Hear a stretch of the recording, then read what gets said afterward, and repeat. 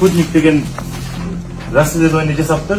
Айтып атат, элди дүрбөлөңгө салып, 20 жаштагы балага 1 миллиард канча акчаны которуп коюптур деп. 4 июль 2022 жыл экен. Мына ушул аманаттын жетекчиси. 2022. Көрүп алыңыздар. Аманат компаниясы 2 жолу отказбай, 2 жолу приглашение берген. 2 жолу отказ берген. Бул жердин курулушу боюнча. Мына жетекчиси турат. 2 жолу. Бүт калгастардын бери отказ берген. Демек, Курбаевиз деген Курбаевиз деген баштагандар отказ берген. Эмне үчүн? Бул балдар, курулушчу балдар келгенде 2 жолу жардыруу болуп калды, үнчүлүп калды. Лейлекте. Анан строительдердин бардыгы качып кетти. Өзүнүн коопсуздугуна коркунучу. Ustalarda tartıp gelsen, biraz işleyitten beri de Tacikistan jelegi turat jakın jerde. Oşonu körüp turle ketет de. Ustalarda taap, ana material taap, bütürgönçe bir ay, şuntu biraz sozulup ketdi de.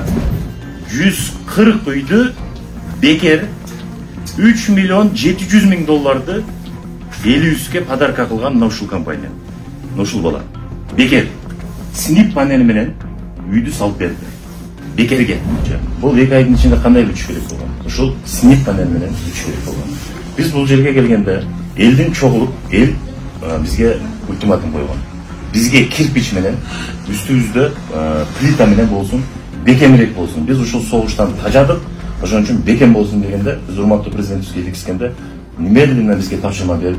Кирпич менен элдин талабына жараша салып берилди. Толугу менен мынакей маркка толугу менен 100% гарантированный кылабыз, бул үйлөр бүтөт. Иликтөөнүн максаты президенттин койгон тапшырмасы убагында аткарылган жок. Жаңы жылга чейин деген. Жаңы жылга чейин 2 үйдү гана куруп бүттү деп Госстрой айткан. Урматтуу Москва шаарындагы мекендештер, Умбем клиникасы төмөнкү кызматтарды сунуштайбыз. Педиатр, гинекология, стоматология, неврология, хирургия, кардиология, лор, УЗИ жана башка. Андан тышкары массаж жана бардык лабораториялык анализдер. Толук маалымат +7 925 103 22 77. Биздин дарек Москва шаары, метро Нахимовский проспект, Сивашская 7, корпус 2. Сиздин ден соолугуңуз биздин камкордук.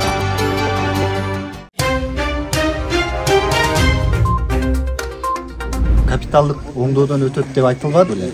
Коомчулукта чуу жараткан иликтөөнүн автору журналист Элеман Карымшаковго Баткенде курулуп жаткан үйлөр тууралуу жеринде маалымат берилди. Президенттин администрациясынын маалымат кызматы кан төгүлгөн Баткендеги көмүскө кызыкчылыктар артында Туманбаев турабы деген иликтөөгө атайын каралоо жана элдин кыжырдануусун жаратууну максат кылган деп баасын берди. Журналист ошол өзүнүн катачылыгын мойнуна алып, ушул жерден төгүндөп баштапкы окуяларын төгүндөп журналистканын этикасын сактайт деп мындай ишенем. Биздин максат ошол маалыматты өз учурунда алып келип, нааразычылык жаралып аткан коомго чындыкты жеткирип коелу дейт. Биз бардык темада ушундай ыкчам, анан ачык болушубуз керек. Бир жума 10 күн алдын эле сүйлөшкөнбүз.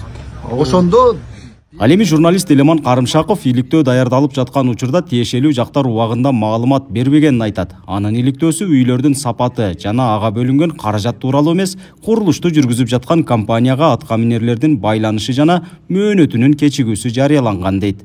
Иликтөөнүн максаты президенттин койгон тапшырмасы убагында аткарылган жок. Жаңы жылга чейин деген. Жаңы жылга чейин 2 үйдү гана куруп бүттү деп Госстрой айткан, мамлекет курулуш агенттиги. Ошого таянып жаздык. Жетекчилер канча үй курулганын сурайын десек жооп беришкен жок. Ошол андан кийин башкы подрядчы компания менен Каныбек Туманбаевдин кандай байланышы бар? Бир нече байланыштары бар экен. Бул ушул жерде кызыкчылыктар болушу, конфликт интересов болушу мүмкүнбү деген суроону салганбыз. Аталган иликтөөдө көрсөтүлгөн Каныбек Туманбаев Аманат курулуш компаниясы менен эч кандай байланышы жоктугун айтып, тендерден төмөн бааны көрсөткөнү үчүн аталган компания үйлөрдү куруу укугун алган дейт. Чек арада талкаланган үйлөрдүн курулушуна бөлүнгөн акча каражаттары ачык айкын бөлүнүп берилгенин билдирди. Аманат курулуш мен эч качан тиешем жок. Биринчиден болгон дагы эмес. Бул 2021 жылы сатып алынган компания экен. Аманат курулушту кандай тамдаган? Аны мен тамдабайм. Аны ушул Госстройдун мурунку жетекчисинен сураш керек, кандай тамдап алган. Госстрой тендер өткөргөн. Тендердин негизинде эң арзан бааны бергендигине байланыштуу мына ушул компания толгон. Тажик аскерлеринин кол салуусунан талкаланган үйлөрдүн курулушу өткөн жылдын октябрь айында башталган. Бүгүнкү күндө 100 үй толугу менен бүткөрүлүп, ээлерине тапшырылды. Март айында курулуш иштери толугу менен бүткөрүлөт. Калган жумуштар, калган үйлөрдө 318 үйдө жалпылап айтканда 80-85%га барды. Мамлекет тараптан берилгени ушу 1 миллиард 400 миң тегерегинде. Ошол акчалар 1 миллиард 300 миңге берилген генподрядчикке, ошо субподрядный организацияларга баарына таркатылып берилген. Ушул үйгө керектүү буюмуңуздарды алып аласыз деп туруп, 100 миң акчаны сизге тапшырып коём. Турак жайлары тапшырылган жарандарга эмеректерди сатып алуу үчүн гуманитардык жардамдардын эсебинен 100 миң сомдон тапшырылууда. Буга чейин убактылуу башка жайда жашап туруу үчүн 200 миң сом бөлүнүп берилген. Чек арада жабыркагандарга жардам катары облустун атайын эсебине 300 миллион сомдон ашуун акча топтолгон. Канча акча алдыңар? Канчадан акча алдыңар? Договорду 3 миллион түзөмдү, акчанын 95%ын алдык. Кудай буюрса үйлөр бүттү уже. Эмеге приемга даярдалып атат тапкасын. Жумуштар бүттү да бар да. Септик бардыгына чек Ар бир үй менен азырчан сүйлөшүп жүрөбүз. Казайындары менен. Биз 23 сентябрда келип, президенттин тапшырмасы менен 26-сында биз тезирээк сүрдүрүп баштатканбыз биринчи капчык айда. Муну бардыгы эл билиш керек. Эмне үчүн? Ал убакта бир дагы эл үйдүн курулушуна каршы болгон. Жакшы билесиздер. Бизге тынччылык керек. Биз азыр мамлекетибизде тынччылык болсун, үйүң дагы бизге кереги жок деген, туурабы? Биз ойлоп кышка чейин ушуну салып коелу. Туура. Эми мен урматтуу журналисттер, мен жооп берип коеюн. Аманат курулуштун сенесиң, а? Спутник деген расследование жасаптыр. Ошо айтып атат. Элди дүрбөлөңгө салып, 20 жаштагы балага 1 миллиард канча акчаны которуп коюптур деп. 4 июль 2022 жыл экен. Мына ушул аманаттын жетекчиси. 2022. Көрүп алыңыздар. Кечеги учурда эле берип, тендер учурунда берип койду деп. Эми тендерге токтойлу. Токтом бекитилген. Чрезвычайный ситуация болгон Баткен областында. Ошондо эч кандай тендер өткөрүлбөйт. Тилекке каршы Госстрой бул жерге келип тендер өткөрүп 5 миллион 760 миңден ар бир үйдүн ушул сметасын эсептеп туруп киргиздирген. Аманат компаниясы 2 жолу отказной, 2 жолу приглашение берген. 2 жолу отказ берген. Бул жердин курулушу боюнча. Мына жетекчиси турат. 2 жолу. Бүт калгандарынын бери отказной. Демек Курбаевиз деген Курбаевиз деген баштагандар отказ берген. Эмне үчүн? Бул балдар, курулушчу балдар келгенде 2 жолу жардыруу болуп калды, үн чыгып калды. Лейлекте. Анан строительдердин бардыгы качып кетти. Өзүнүн коопсуздугуна коркунучунан. Ошол убакта экинчи тарапты чакырганда биринчи 4 миллион 260 деп туруп тендер өтөт, по-моему, экинчисинде. Ошондо эң арзан берген бул Аманат. Эмне үчүн? 2021 жылы май айында дагы каргашалуу окуя болду Баткенде. Билесиздер. Ошондо 140 үйдү бекер 3 миллион 700 миң долларды элүүске подарка кылган мына ушул компания. Ушул бала. Бекер. Снип панели менен үйдү салып берди. Бекерге. Андан сырткары урматтуу президентибиз келди дагы өз калоосу менен. Ушул каргашалуу окуя болгондон кийин ушул бекер болсун, ушул элүүске деп туруп, снип панели менен Туркиядан алып келип туруп салып берген ушулар. Аманат строй салып берген. Аманат строй эмес, ушул бала. Өзү. Мурда. Андан кийин биз 3 миллион 300дөн урматтуу президентибиз бүгүнкү күндө ар бир тендерлерди жыйлап атканын, кыргыз мамлекетибизде бүгүнкү күндө 30 жылда сазга батып келгенибизди, ушул тендерлердин айынан бардыгын тыйынына чейин эсептеп туруп, ушундай чыгарганбыз. Мына строительный компания турат. Сен салдым деп атасың, а? Сен мени биринчи жолу көрүп атасыңбы? Мен сени тааныбайм. Кайсы жерден болосуң? Баткенден. Пайда көрүп атасыңбы, айтчы? Пайда жок, элге кызмат эле. Оюмду айтып кетейин. Биринчи очередте ушунча чоң объемдо материал жетишсиз болду. Экинчи очередте күндүн суугу. Үчүнчү очередте коопсуздук. Усталарды тартып келсең, бир аз иштейттен берде Тажикстан желеги турат жакын жерде. Ошону көрүп туруп эле кетет да. Усталарды таап, анан материал таап, бүтүргөнчө bir ay ушинтип bir ay созулуп кетти да. Ар эмени чыгара бербейчи, паниканы, башканы, жанагы провокацияларды уюштура бербей, бир аз сабыр кылып турсак, бардык жумуштар бүтөт да. Бул жерде оңой болгон жок да, ушунча эмгек да бул жердечи. Бардыгы бизге окшоп эмгектенип атат. Ошолордо айтылган провокациялардагы бардыгы келип бизге тиет экен да. Туруп аткан биз да, ушулар подрядчиктер кылбай жатат деген сөздөрдүн бардыгы бизге тиет. Бирок чындыгында ушул 9 үйдө бир чоң эмгек жатат да. Мен болгон 9 эле үй алдым. 20дан 50ден алгандар бар да. Ошол кичине бирок журналисттер дагы башкалар дагы кичине түшүнүү менен көңүл бурсаңыздар деген ойдомун. Канча вакытта салдыңыз ушул? Мен ушул үйдү 3 айда бүтүрдүм эми. Договор башталган күндөн баштап ар бир үйдө бизде стройка токтогон жок да. Бүт материалдар жеткирүүгө аракет кылдык, 3 айда толугу бүтүрдүк. Ошондо киреше көргөн жок деген эмгек акыларын берип, жеке өзүңүзгө киреше түшкөн жокпу? Түшкөн жок дегенде кандай? Бул жерде биздин биринчи максатыбыз бул жерде пайда көрөлү деген эмес, элдин жабыркаганын көрүп турабыз, өзүбүз Баткенден болобуз. Бажокту көрүп туруп биринчи максатты пайдага койсок болбойт да. Ушунча суммага эсептедик, бүттүк да мына. Максат пайда көрүү эмес. Эми көрбөдүк деп айтпайт эч кимчи. Аз да болсо өзүбүздүн тирлигибиз өттү, бизде да бала чакалар, башкалар дегендечи. Бир аз тирлигибиз өттү, бирок негизги максат ушул жерде акчанын 90-95%га чейин бардыгы ушул үйгө жумшалды да. Өтө арзан баада бүтүрдүк десек болот. Ал мынтылганы боюнча эми созулганына келели. Туура 2022 жылы сентябрь айында совещание болуп Бишкекте урматтуу президент тапшырма берген. 2 айдын ичинде бүтүрүү боюнча. Бул 2 айдын ичинде кандай бүтүш керек болгон? Ушул снип панель менен бүтүш керек болгон. Биз бул жерге келгенде элдин чогулуп, эл бизге ультиматум койгон. Бизге кирпич менен, үстүбүздө плита менен болсун, бекемирээк болсун. Биз ушул согуштан тажадык, ошон үчүн бекем болсун дегенде, биз урматтуу президентибизге иликкенде немедленно бизге тапшырма берди. Кирпич менен элдин талабына жараша салып берди деп. Биз келдик дагы 3 күндүн ичинде ушул сметаны, то есть проектини чыгарышты, проектировщиктер, Госстрой чыгарды дагы, мына ушул проектини элге жарыя кылдык. Жарыя кылганда эл жактырды. Жактыргандан кийин уже өзгөрдү, снипке өткөн жок, уже кирпич менен плитага өттү. Экинчиден 8 октябрь күнү биринчи 500 миллион акча которулду. 8 октябрь деп айтып берейин. Акча которулгандан кийин курулушчу турат, азыр ар бири менен сүйлөшөбүз. Акча которулгандан кийин булар материалды алып башташка дагы 10 күндөй убакыт кетти. Потому что эчтекеси жок да. Акчаны алышты, алгандан кийин цемент, бетон, балдарын топтоп, инструменттерин алып келип баштаган үчүн 10 күн өттү. Так. Экинчиден акт выполненных работ. Пока жумушуңду документально акт менен тапшырмайынча акча берилбейт.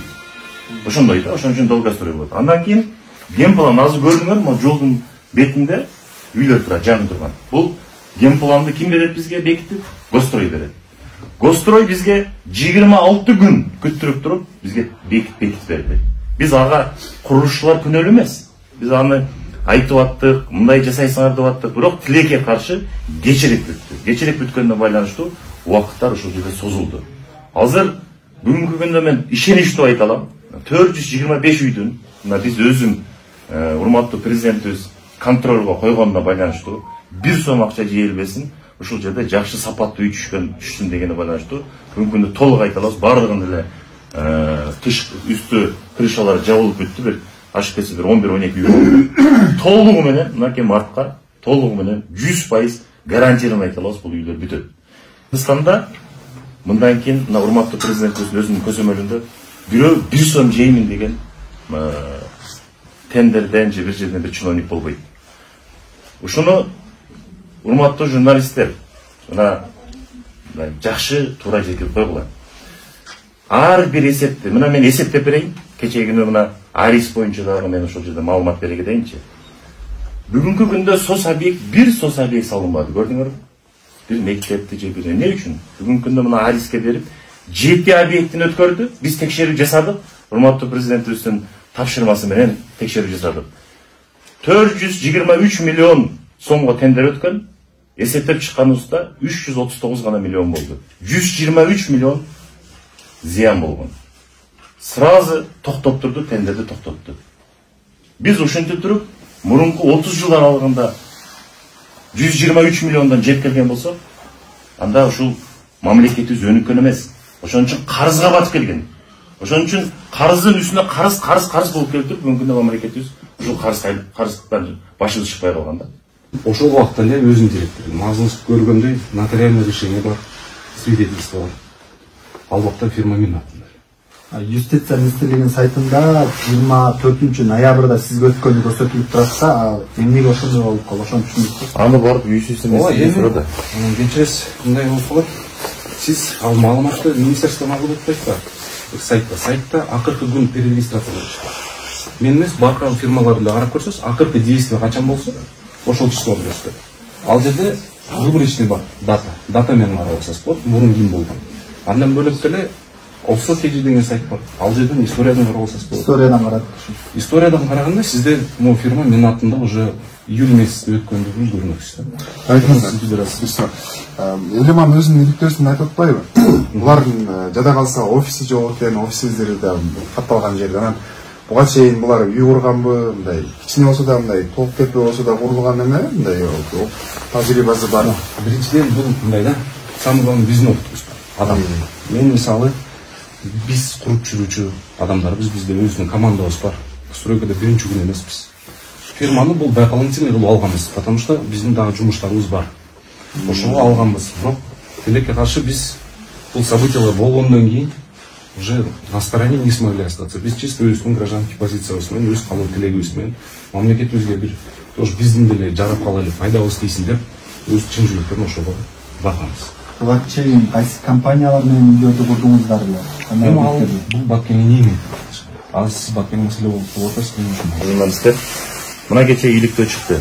Кудайым буюрса биз өзүбүз келип, биз ачыкпыз. Кудайым буюрса эч нерседен жашыра турган нерсебиз жок. Кудайым буюрса. Эми 20 жаштагы ошол жерде комментарий жасап атат. Мына урматтуу журналисттер, урматтуу кыргызстандыктар, 20 жаштагы бала 1 миллиард канчаны алып алыптыр, ушундай деп. Мына биз көрсөтүп бердик. Эми биздин өзүбүздүн дагы жеке аброюбузга шек келген нерселерибиз бар. Аны биз ойлойбуз, сот тарап менен аны Кудайым буюрса биз мындай орусча айтканда доказать этебиз. Кудайым буюрса ал өзүбүздүн мыйзам жол берет, өзүбүздүн позициябыз. Көрдүңүздөр, калп экени 20 жаштагы бала эч кандай мынакей ошол будоражить этип аткан утпаганы. Бул бир. Экинчиден Аманат Строй жетекчиси турат, мага байлаган. Ушул жетекчиси Аманат Строй 33 компанияга 3 миллион 300дөн которуп берип атат. Ортодо. Эми карап көрүңүздөр. НДС бар. Мына ушул элибизге жардам болсун деп НДСтерди мынакей дагы өзүнүн чөнтөгүнөн жардам берет. Эмне үчүн дегенде мамлекет төлөбөйт аны. Ошон үчүн мына мен сиздерден дагы бир жолу суранып кетем. Ар бир жарандын өзүнүн позициясы бар, өзүнүн укугу бар. Бирок мына ушул суроолорго мен так жооп берейин деп чечтим. Мына баардык суроолоруңуздарга мен ойлойм жооп бердим. Бирок мындай чындык менен жашашыбыз керек. Сиз азыр айтпадыңыз, баардыгы ачык болуш керек депчи. Тактоочу суроодо мына Элемандын өзүнүн иликтөөсүндө дагы мындай менин түшүнүгүм боюнча кыйыр маниде ушул жактагы тендер өткөргөнгө, ушул жактагы үйлөрдүн курулушуна Каныбек Тумамбаевдин кандайдыр бир кызыкчылыгы болушу мүмкүн дегендей таянакты көрдүм да мен ошондо. Эми ушуга жооп берип коңуз, чындап эле сиздин ушул жакта мындай кызыкчылыгыңыз барбы? Биринчиден тендерди мен өткөрбөйм. Гострой деген ишкана бар. Өзү негизинен бул баардык курулуштарды Гострой салыш керек эле. Гострой 5 миллион 760 деп туруп, уже келгенде президентибиздин мен оюмча мындай ишеничи кетти. Биз эсептеп көрүңүз, 2 миллиондон мына курулушчубуз айтып атпайбы, 95-96% расходко кетсе 3-4% мындай бала чакабызды өзүбүзгө зарплата калды депчи. Анда биз чоң бул жерде 1 миллиардтан ашыгыраак акчаны мен оюмча жедирмекпиз. Мен бул жерге коюлганы биз контроль, ар бир үйдү текшерип, каражат үнөмдүү, каражат ошол коюлган максатына жеттиби, мына ушул боюнча. Эми ушул жерге келиңиздер. Мен позициям мындай да, иш менен көрсөтүү да. Ошон үчүн биз ордуна чакырганбыз, мына келгиле, үйдү көргүлө. Ар бир бүгүнкү күндөгү хозяиндер менен сүйлөшүп чыккыла. Кандай болуп атат, кандай кылып, курулушчу компаниялар менен сүйлөшүп чыккыла, кандай болуп атат. Ошон үчүн мен мага көп журналисттер чалат. Мен жооп бергени, менин убактым жок. Экинчиден мен мына пресс-службага айттым. Мына мен атыман пресс-служба бар администрацияда жооп берип кой деп так маалыматты берип силерге жооп берди. Эми мындай да, ким эле атыңар? Элеман мырза. Ар бир нерсенин эки тарабы болот. Азыр силер коомчулукка жарыяладыңар. 20 жаштагы бала коомчулук жүрөт. 20 жаштагы бала ушул акчаны алып алдым деп. Бирок чындык башка жакта жатат. Мына чындыкты силер көрүп атасыңар. Мына ачык айтканда да. Бирок ошол жарыяп билбестен туруп силер айтып атасыңар, азыр документтерди көрсөтүп башында айтканда депчи. Башында ушуларды көрсөтсөңүз, бирок эки тараптуу ойлоп андан кийин чыгарыш керек эле да. Мен азыр мына дагы бир жолу айтып кетейин. Кудайым буйруса биз өзүбүздүн мыйзамдык укуктуу өзүбүздүн позициябыз бар. Жакын арада бул боюнча дагы биз билдирүү жасайбыз. Кудайым буйруса, бирок бир эле нерсени айтып коеюн, мына чындык мына ушунда акыйкат ушу жерде болот. Чындык менен жүргөн, акыйкат менен жүргөн адам бир гана Аллахтан коркот, Кудайдан коркот, болду.